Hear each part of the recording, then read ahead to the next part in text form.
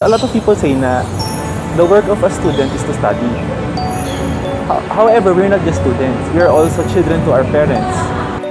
At this Christmas, sometimes we forget those persons who help us in our endeavor. I have to prove what's worth para sa magiging collegiate basketball. And syempre, I achieved a lot din sa high school days. And syempre, hindi madali maging basketball player kasi you have to practice 7 hours a day.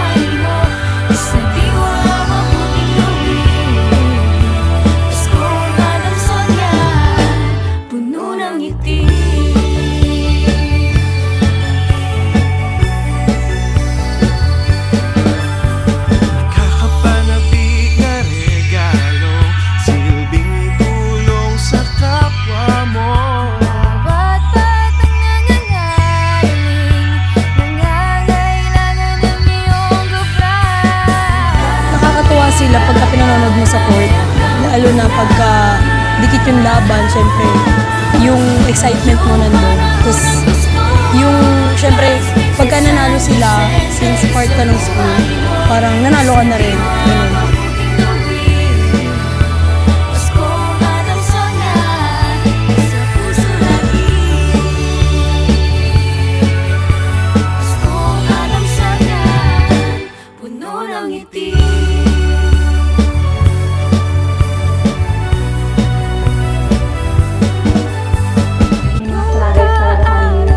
Na minsan hindi talaga may iwasan na kailangan kayo sa duty at the same time kailangan kayo sa akad.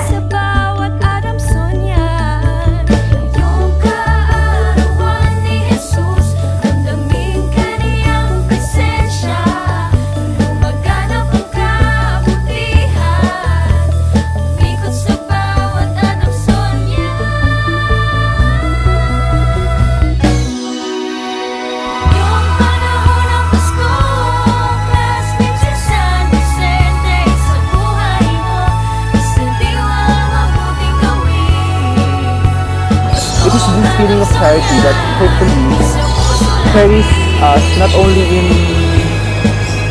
only as adults but also as members of the society. Minsan, dinadaan-daanin naman sila. Pero I wish that this Christmas, sila naman dapat yung mapasaya kay Pasko. Bigyan ko sila ng gift kasi naging supportive sila sa pagiging namin, paglalaro namin sa UAAP.